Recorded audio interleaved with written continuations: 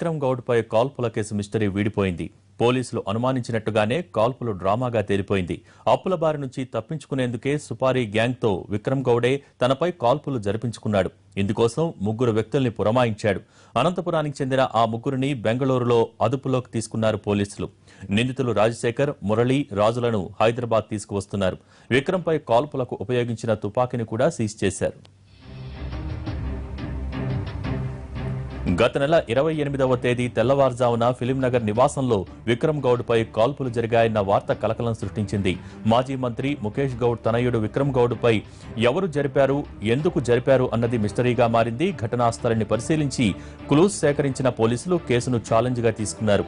అదే సమయంలో ఎన్నో అనుమానాలు వ్యక్తం చేశారు. ఐసీయూలో చికిత్స పొందిన 2 రోజులు విక్రమ్ గౌడ్ నోరు విప్పలేదు.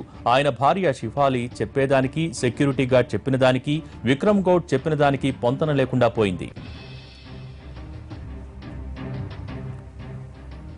గుర్తు తెలియని దుండగులు కాల్పులు జరపలేదు, పగవాళ్లు దాడి చేయలేదు. ఘటనా స్థలంలో గన్, పిస్తోల్ ఏవీ దొరకలేదు. అయినా సరే డ్రామా రక్తి కట్టించారు. విక్రమ్ గౌడ్ కుటుంబం మొత్తం అబద్ధాలతో పోలీసుల్ని తప్పుదోవ పట్టించారు. విచారణలో అన్ని నిజాలు తెలుస్తాయని అన్నారు. కానీ తాము ఆడిన డ్రామా బట్టబయలు కాదనుకున్నారు. కానీ ఎట్టకేలకు నిజం వెలుగు చూసింది. కాల్పులు జరపమన్నది విక్రమ్ గౌడే. ఘటన జరగటానికి కొన్ని గంటల ముందు డీల్కు సుపారీ ఇచ్చింది కూడా అతనే. ప్రాణం పోకుండా జాగ్రత్తగా షూట్ చేయమని చెప్పింది విక్రమ్ గౌడే అని దర్యాప్తులో తేలింది.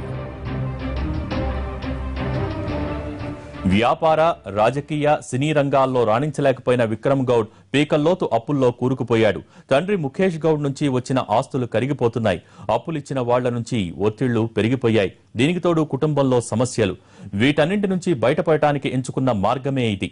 పక్కా స్కెచ్ ప్రకారం కాల్పులు జరిగాయి. కానీ సీన్ పండలేదు. క్రైమ్ సీన్ రీకన్స్ట్రక్షన్ చేసిన పోలీసులు వెపన్ కోసం వెతికారు. విక్రమ్ గౌడ్ కాల్ డేటా ఆధారంగా దర్యాప్తు ముమ్మరం చేశారు. దీంతో కొన్ని రోజుల ముందుగా అతనికి ఓ నెంబర్ నుంచి కాల్స్ ఎక్కువగా రావడం గుర్తించారు. ఎంక్వైరీ చేస్తే 3 సభ్యుల ఆ ముఠా జూబ్లీ హిల్స్ లోని ఓ గెస్ట్ హౌస్ లో 27వ తేదీ ఉదయం మకాం వేసినట్టు తేలింది.